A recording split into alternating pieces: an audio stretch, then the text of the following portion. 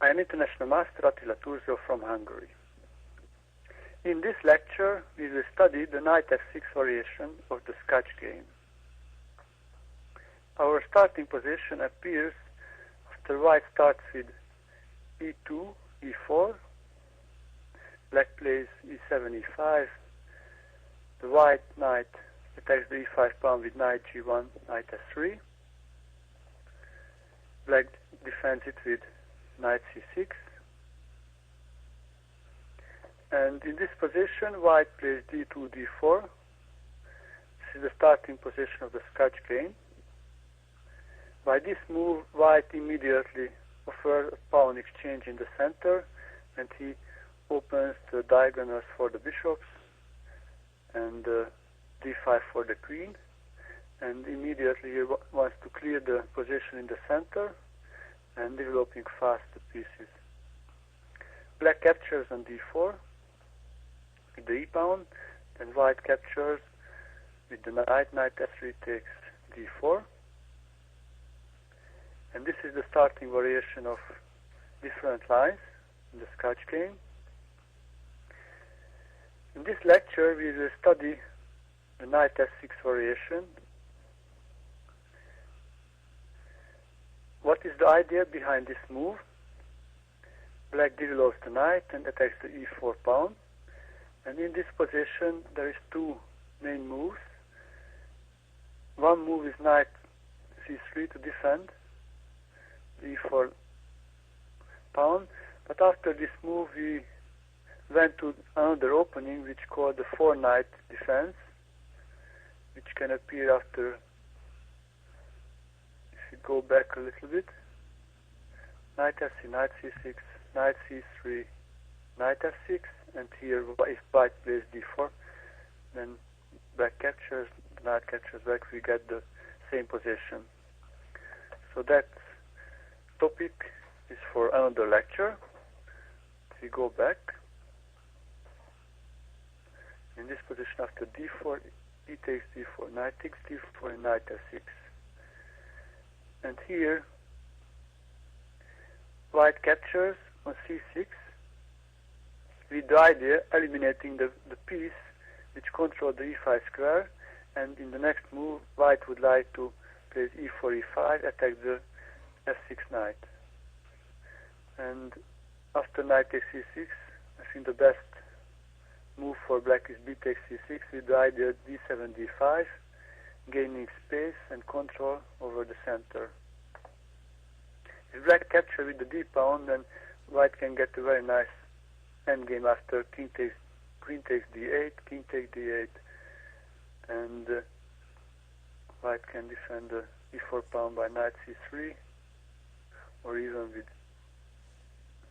f2, f3, and white has an extra pawn on the king side, and black has extra pawn on the queen side, but those pawns are double pawns, so white has a good chance to stop the queen side pawns, which is 3 pawns against the 4, and on the king side has an extra pawn, which can be converted at the end.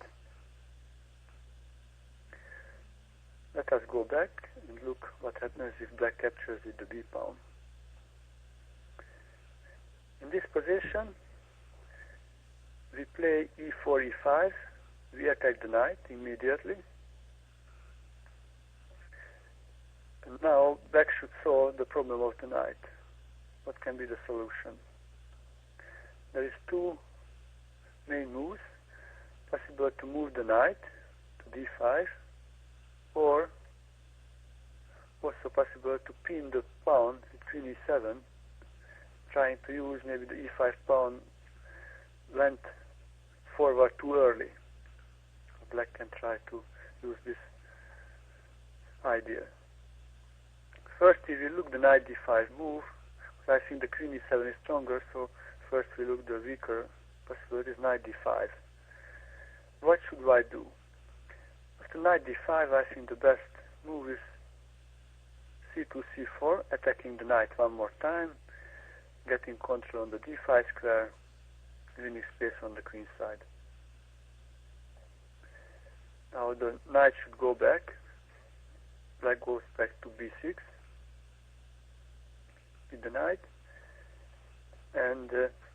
knight is ready to continue the development with bishop d3, preparing the castling. Now black can play bishop b4 check to prepare the castling and winning time.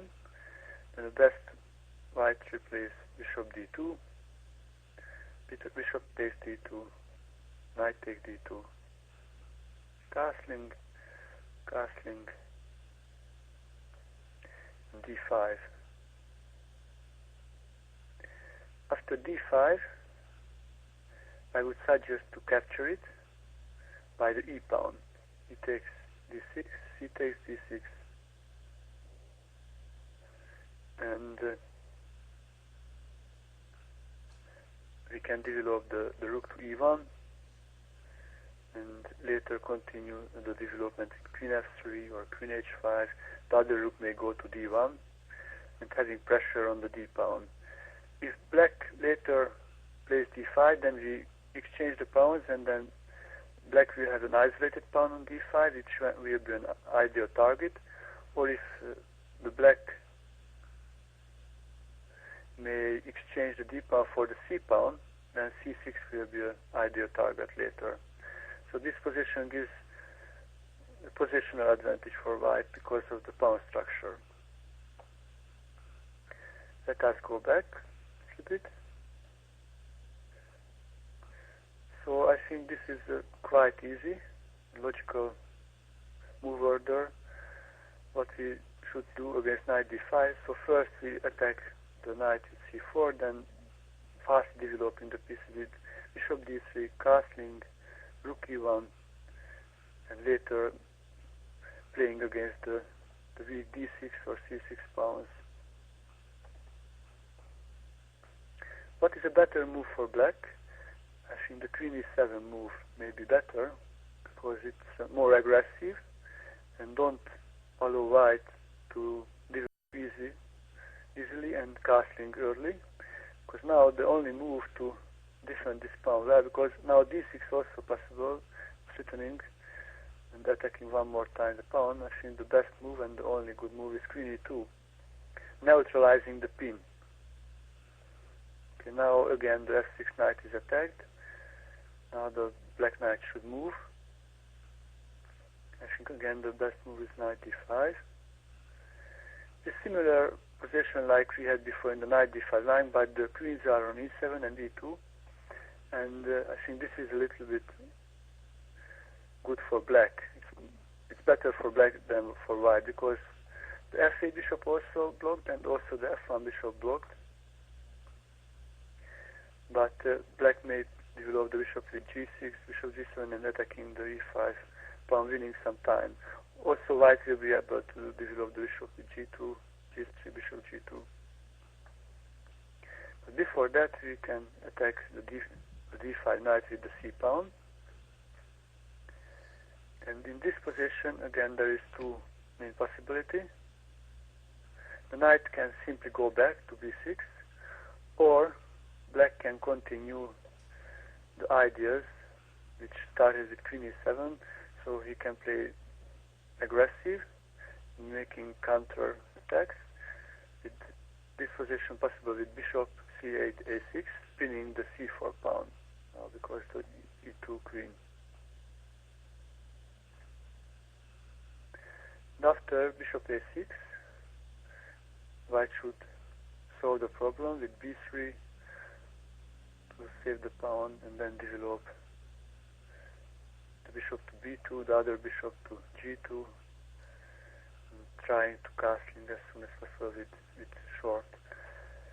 But before we look deeper this variation, we go back one move and we look first the knight b6 line.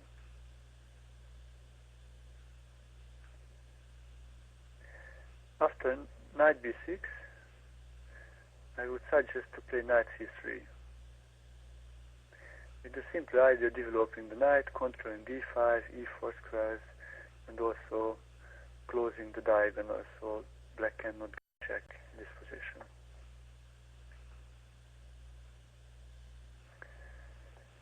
If black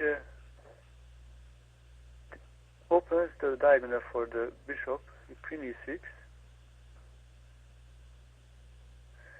then also white can open the diagonal for his bishop with queen e4. With the diagonal. Now if bishop b4 comes, then threatening to capture and creating double pawns, then white can play bishop d2, preventing that. Now is bishop a6, which is a typical move in this variation, attacking the c4 pawn.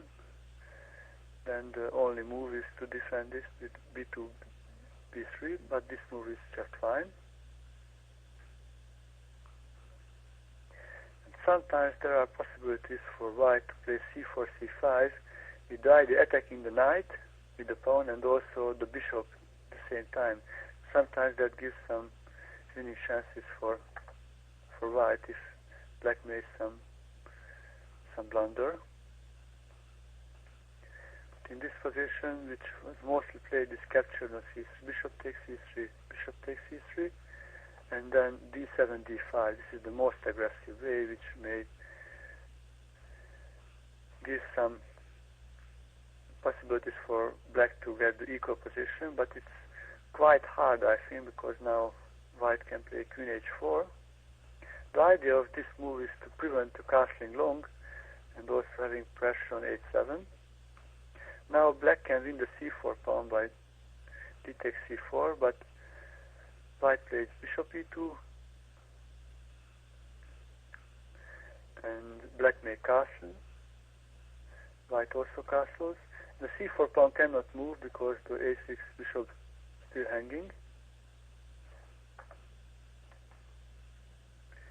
And white planning to win back later the c pawn, or if it's even exchange on b3, it's quite interesting position. The b3 pawn alone would stop the three black pawns because of the structure. They are isolated and double pawns.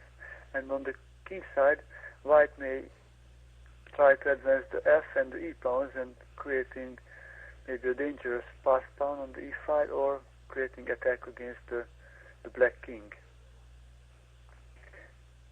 If black attacks the c3 bishop with knight d5, then white can win back the pawn by bishop takes c4 and pinning the queen, and after bishop takes c4, queen takes c4. This gives a nice advantage for white because of the double c pawns will be ideal target in the future. Let us go back to the beginning.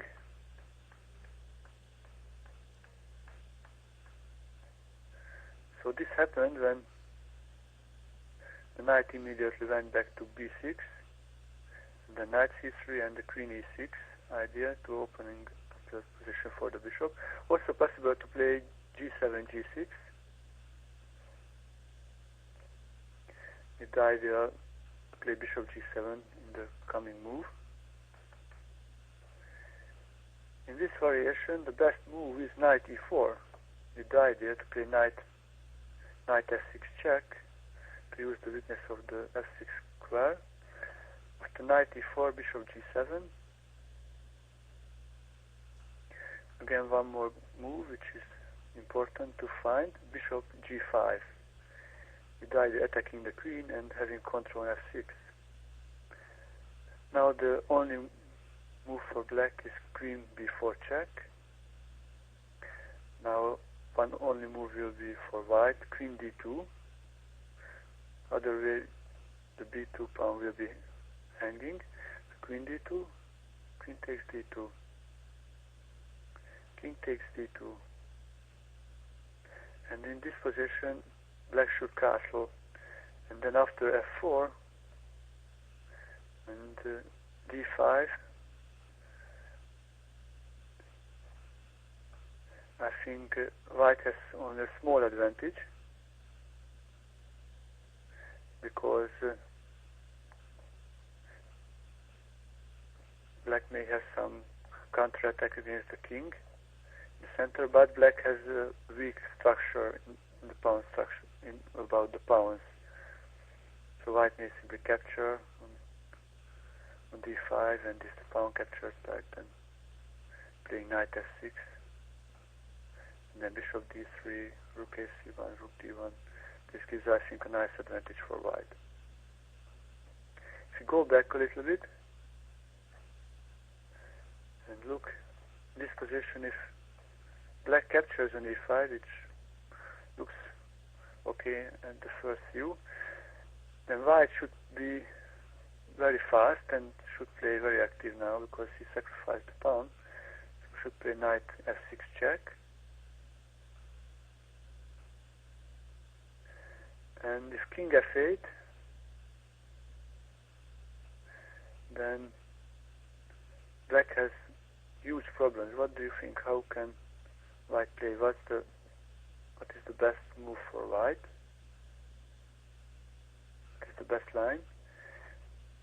Now bishop h6 check. King e7 is the only move. Now bishop g7. If bishop takes f6, then rook e1 check first, and then the bishop can capture on f6 and attacking also the h8 knight. So the h8 rook. And if the rook moves to d8, then rook e1 wins because the bishop is pinned, and after d6, f2, f4 wins the bishop.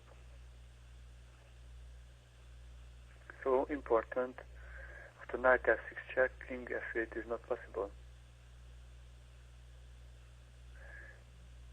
If black captures on f6, then one more good move needed, rook e1 check, and winning time, and forcing the black king to move, so he cannot castle, and then the rook on h8 will be in trouble. There is a pretty line. After king d8, there is a mate. Bishop takes f6. After king f8, then bishop takes f6, rook g8, bishop d3. And white has enough counterplay for the pawn because the g8 rook cannot move, and on the dark squares white has very good control.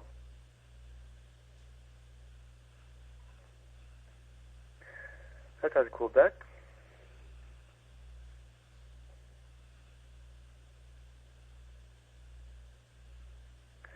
So this happened after the g6 line. So the main move is here bishop a6, pinning the pawn. I would suggest you to play b2, b3, defending the c4 pawn and ready to develop the bishop later to b2. And in this variation there are many possibilities.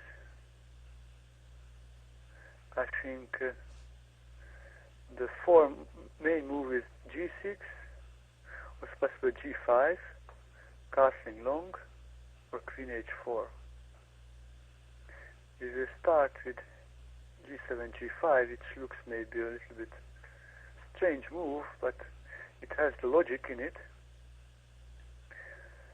Black wants to prevent the f2, f4 move, which was played in many times in most of the lines by white, to defending the weak e5 pawn, which pawn can be weak, but also now if it's well defended, then it's a strong pawn because it's controlled d6, f6, so it's important for white to defend it well, and by this move black wants to prevent the defense of the pawn. After g5, I would suggest to play g3 to prepare bishop g2 move, bishop g7, attacking the e5 pawn. Now I should defend it with bishop b2. Then black castles long.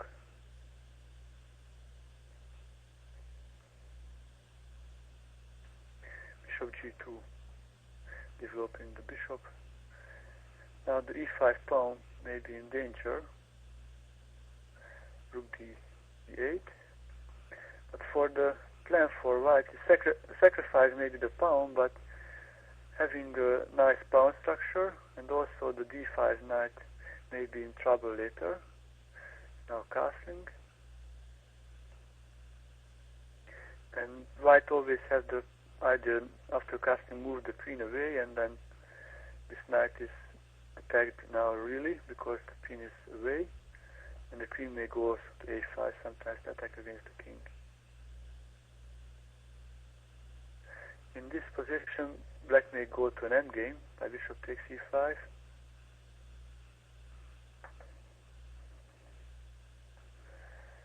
Winning the pawn. Queen takes e5, queen takes e5, bishop takes e5, rook takes e5, pawn takes d5, bishop takes f1, king takes f1, c takes d5. And now knight c3 to develop, knight and c7, c6. Now I think this is a very interesting position. White has a knight and a bishop, black has a rook and 2 pawns,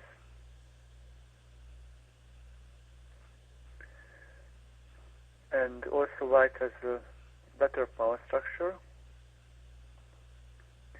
And this position I think close to equal, because the 2 pawns and the rook is around equal with the 2 pieces.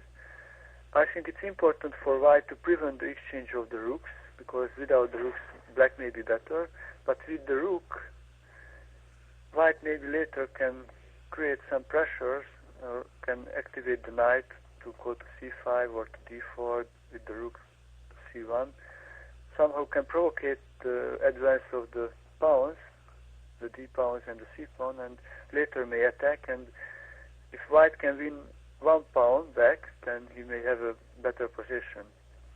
Till that I think this is close to equal position. Let us go back a little bit.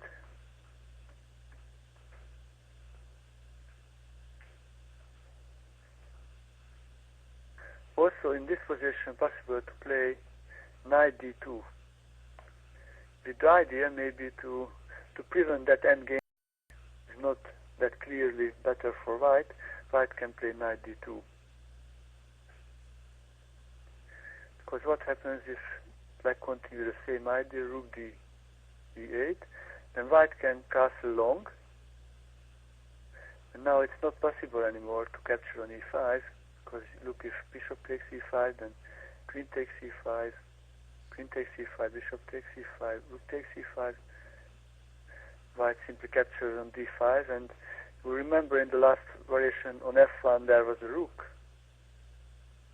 so black got 2 pieces, so black got a rook for the 2 pieces, but now after bishop take f1, rook take f1, white has a clear knight advantage, or at least white has a knight for 2 pawns, and I think that is a clear advantage. It can be winning advantage soon. Knight f3 and then rook e1, exchange the rooks, and then with the knight using the endgame. So this may be a better idea to play with white.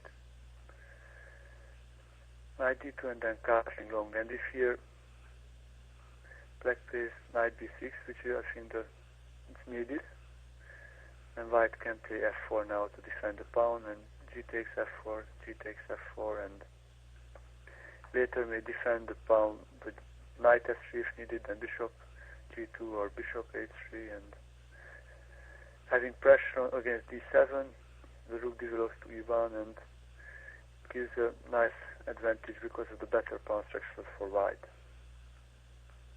Let us go back and look if there is another variation. This was the g5 variation. What happens if black plays g6 after b3? Then I would suggest you to play f2, f4 to defend, create a nice position for the e5 pawn. f4, bishop g7. And in this variation, queen f2, to move away from the pin as soon as possible from this pin. This is why we defended the pawn, the e5 pawn with f4, so the queen not needed anymore. It can move to f2. Now, because there is no more pin, the c pawn is threatening to capture the d5 knight, so it should move. It moves to b6. Then there is a tempo move to develop. White can play bishop a3, attacking the queen. queen e6,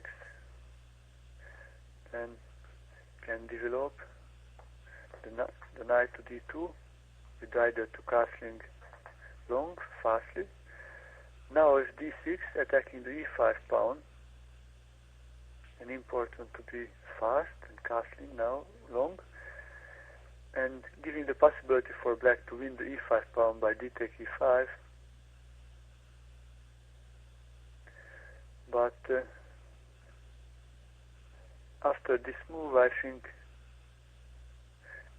black is not available to castling short because of the bishop, and also if he will castling long, then his king position will be quite risky with c6, c7 pawns.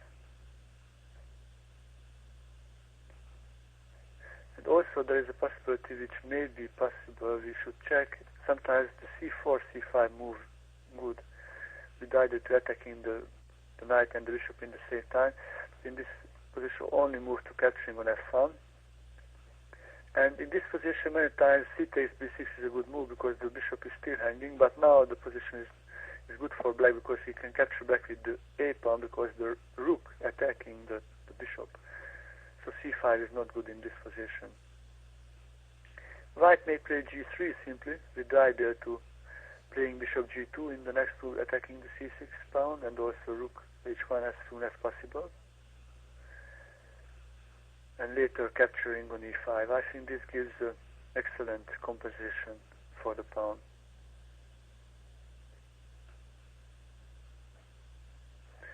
If black castles short,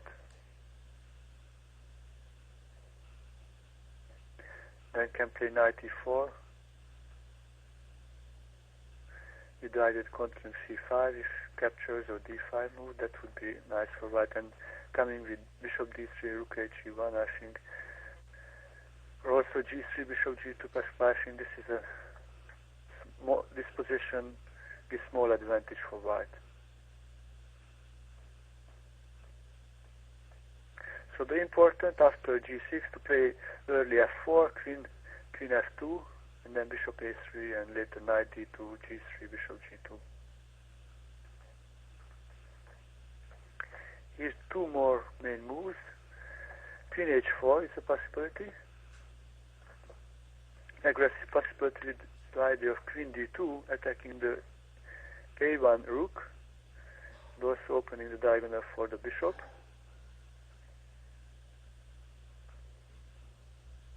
After queen h4, white can play bishop b2. Simply nice developing move, controlling d4 square and defending e5. Bishop b4 check.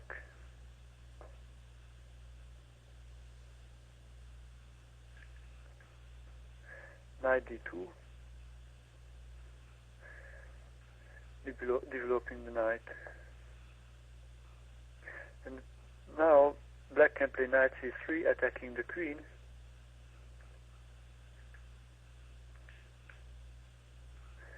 And if bishop takes c3, then black bishop captures on c3.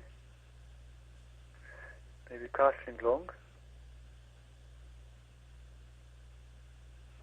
Castling short.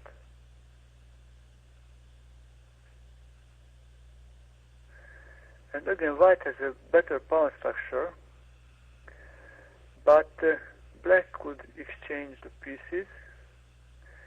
He has a pair of bishops and maybe plan to play d7, d6, opening up the position. And he has some control on the dark squares. So I am not sure it's white is better. Maybe it's close to equal. White may play g3, bishop g2 and f4, having a nice center, and again there are pressure on c6. But because of the dark squares, black may have enough compensation to get the equality. Is there any other possibility for white? Yes, can prevent also the bishop b4 check with e3 move. And this gives also the idea, the possibility to play rook a2 if, for example, queen d4 would be attacking, then, but also the b2 square is controlled also by the queen, so bishop b2 simply defends all the threats and the queen should go back. With a3, and black can play actively bishop c5, attacking the f2 pawn.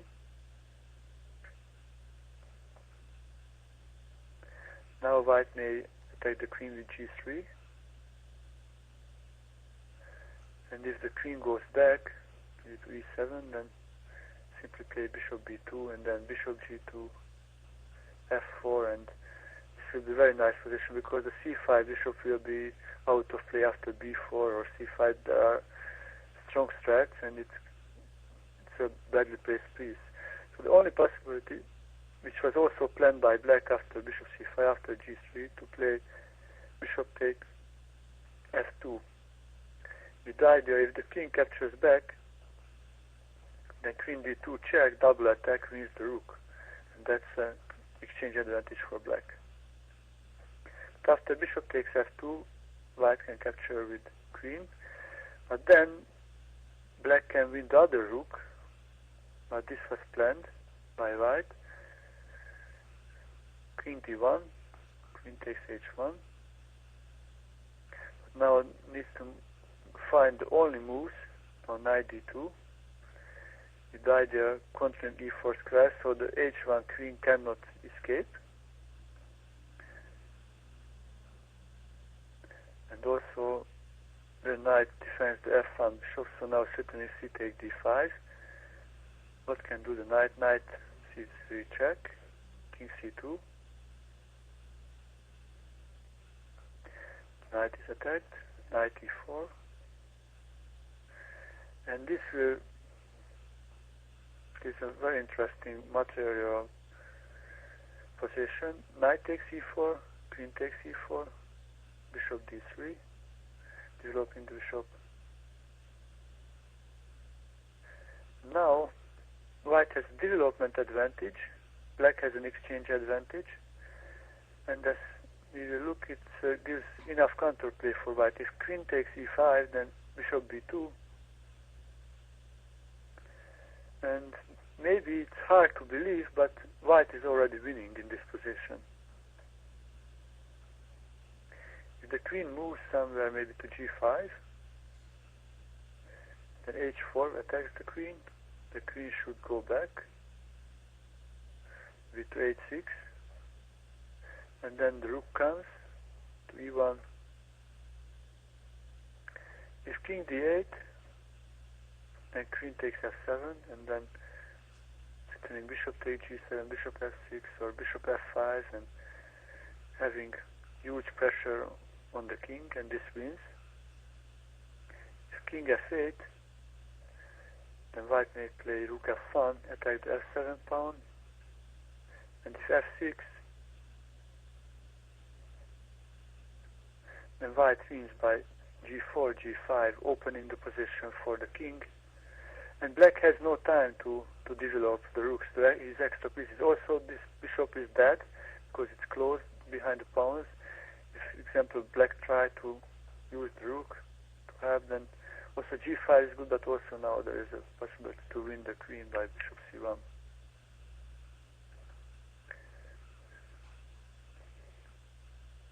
So go back to the beginning.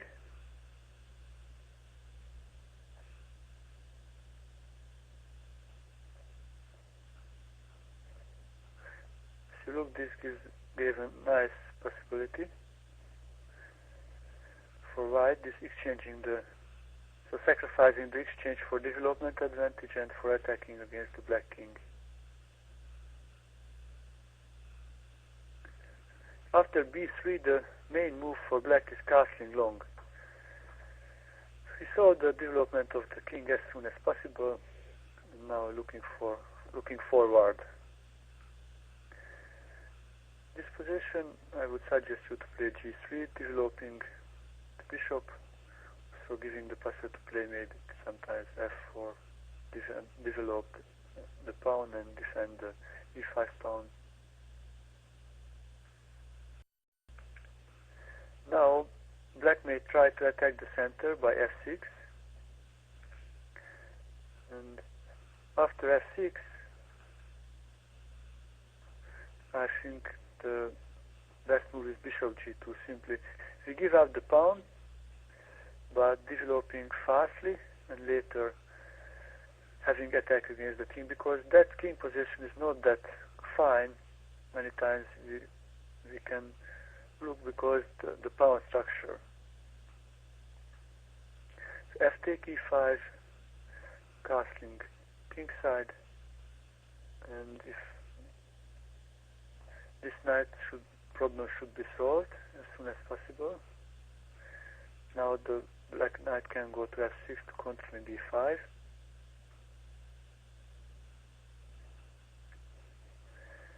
I think white may play bishop b2, attacking the e5 pawn. d6 is not possible to defend because the c6 pawn then hanging.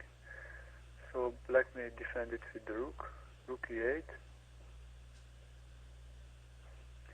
The knight d2. Now the bishop should be developed.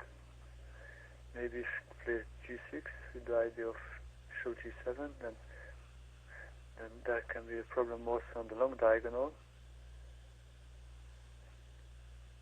Was the rook f e1 maybe to attack the pawn one more time. And later possible to play queen e3, attacking on the a3 pawn. And or the queen goes away, trying to defend this way. Then so queen e3 attack, king b8, then maybe knight f3 may come, and white wins back the pawn soon, or at least having a huge pressure also now. Knight g5, queen f3, possible to have pressure on the king. So as you looked, white has very nice and easy development in this variation, and sacrificing a pawn because the black king has a damaged pawn structure, and also on e5 there is huge pressure. Let us go back to the beginning of this variation. So after castling long, white play g3, and this f6, and simply playing bishop g2, giving back the pawn, giving up the pawn, sacrificing the pawn for fast and easy development, and after nice pressure on e5 and on the king. Black may play rook e8 here also to attack the e5 pawn. Then white can play bishop b2 to defend the pawn, and can play similarly if f6, then just to play bishop g2, and then castling short, knight d2, later rook f e1, and the knight may go to e4 or f3, and I think this gives a small but solid advantage for white. I wanted to show you these lines in this lecture. I wish you will play nice games and great victories in this variation. Thank you for your attention, and see you in another video presentation.